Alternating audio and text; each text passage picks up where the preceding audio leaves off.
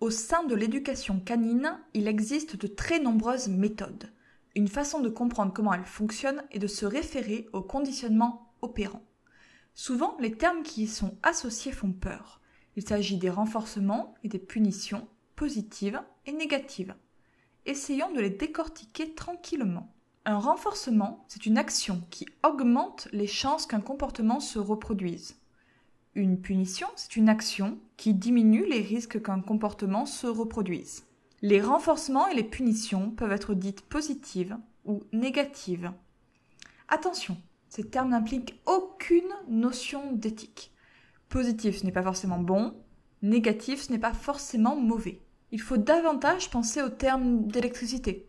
Ici, le mot positif signifie qu'on ajoute quelque chose. C'est un plus. A contrario, le mot négatif signifie qu'on retire quelque chose. C'est un moins. Nous allons donc parler de renforcement positif, renforcement négatif, punition positive, punition négative. Ces termes sont peu évidents. Voici un petit moyen de s'approcher de ces notions. Un renforcement positif, c'est une action qui ajoute quelque chose pour augmenter les chances qu'un comportement se reproduise. On rajoute quelque chose comme une félicitation orale, une friandise. On pourrait dire que l'effet produit, c'est un cri de joie, un « yes » par exemple. Un renforcement négatif, c'est une action qui retire quelque chose pour augmenter les chances qu'un comportement se reproduise. Nous avons donc une situation de départ désagréable qui disparaît. Un exemple simple, c'est d'apprendre à quitter un chemin couvert d'épines au profit d'un chemin plus agréable. On pourrait dire que l'effet produit est un « ouf ».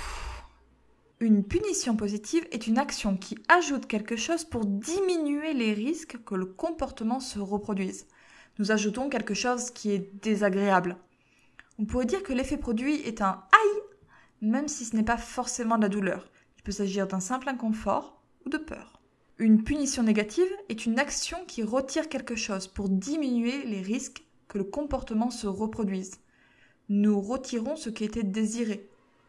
On pourrait dire que l'effet est un zut. Zut, ça ne fonctionne pas. Notons que tout ce qui est dit négatif suppose une situation de départ. On retire quelque chose. Ici, pour débuter un renforcement négatif, il faut que la situation de départ soit désagréable. Nous retirons cela pour obtenir un ouf de soulagement. Pour débuter une punition négative, il faut que la situation de départ soit agréable. Nous retirons l'élément agréable pour obtenir un zut. Zut, ça ne fonctionne plus. Reprenons. Renforcement positif, c'est un plus, on ajoute. Ça produit un yes. Renforcement négatif, c'est un moins, on retire. Ça produit un ouf. Punition positive, c'est un plus, on ajoute. Ça produit un aïe. Punition négative, c'est un moins, on retire. Ça produit un zut. Au sein de ce cadran, il y a deux duos qui fonctionnent bien ensemble. Zut fonctionne avec yes. Yes, j'ai trouvé une manière d'obtenir ce que je veux. Zut, cette méthode ne fonctionne pas. Cherchons autre chose. Yes, j'ai trouvé. Et ainsi de suite. L'autre duo est déconseillé pour ses effets secondaires et pour des raisons éthiques. Néanmoins, il est intéressant de correctement le comprendre. Il s'agit de aïe, ça c'est désagréable, ne réessayons pas. Ouf, j'ai trouvé une solution pour que ça cesse, et ainsi de suite. Ce cadran demande un peu de temps pour être maîtrisé. De nombreux articles existent, certains sont en description de la vidéo.